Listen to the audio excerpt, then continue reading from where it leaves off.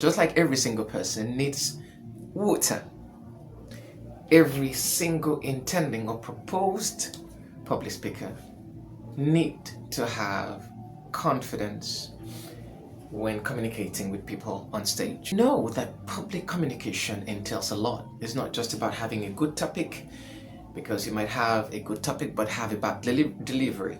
And the most important thing about deliveries is confidence. And there's an issue of stage fright that more than 90% of people in the world suffer. Okay, so how do we get through all this?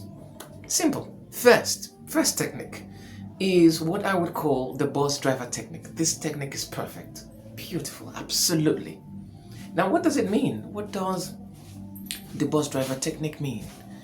It means that the speaker sees himself as the pilot of the event. Without him, nothing happens. Without the people listening to him or having to hear him, then the event is not complete. And remember, like I said in my previous video, that stage fright or glossophobia begins from the mind. So every single thing that the speaker does on the outside first begins from the mind. So it's some kind of mind construct that, okay, the event is mine. Whatever I've got to say on the stage right now would be listened to. And my audience do not have a choice than to listen to me. Whatever I have to say will be reckoned with. Now, like I told you before, most of the times it's not about topic, because you can have a good topic, but you have a bad delivery. And remember, like I also said, that deliveries, good delivery in this regard basically entails confidence. Okay, now let's go back to the bus driver technique. Now, this technique writes on something or some factors like questioning or an analogy or storytelling. These are the factors that aid the bus driver technique. Let's assume that you are a speaker. You've been invited to make a speech, or you've been called upon to make a speech delivery at an event. Let's assume your topic is why rest is important. Or okay, let's say why it is important to have a chair. All right. So now, how do you begin? You being someone who's trying to build your confidence, or who's trying to engage your audience and make sure that your message is well delivered and confidently so, what do? This is what I propose you do. First, ask a question. Okay, now the question could be a very simple question like, how many of you in this room has a chair? And if you have a chair, what kind of chair do you have? Okay, so now you start talking about a chair. Now, once you ask a question, it's a natural thing that people will start processing the answer to it, even without saying it out. They could, in their mind, they will start processing it. So if you have a chair back home, could you raise your hand? You see, everyone is going to raise his hand. Now, you've gotten the first important thing, you've gotten it right.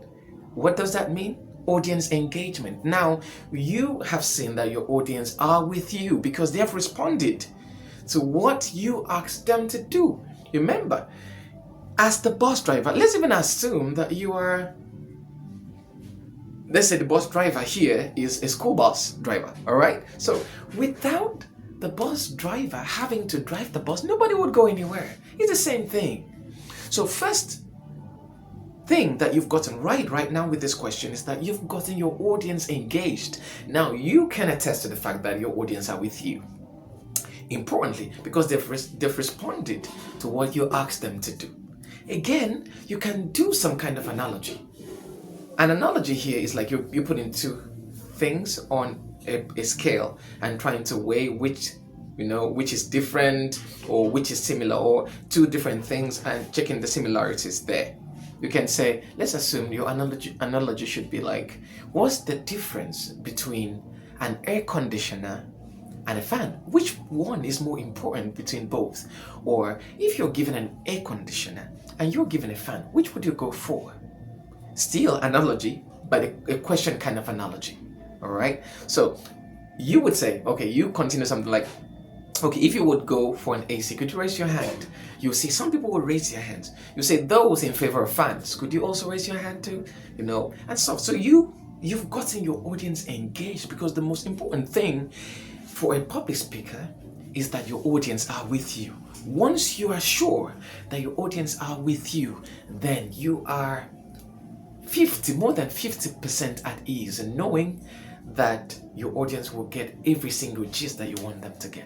And then don't forget that the speaker is the prime factor of public communication. Because without the speaker speaking, no one is going to hear nothing, right?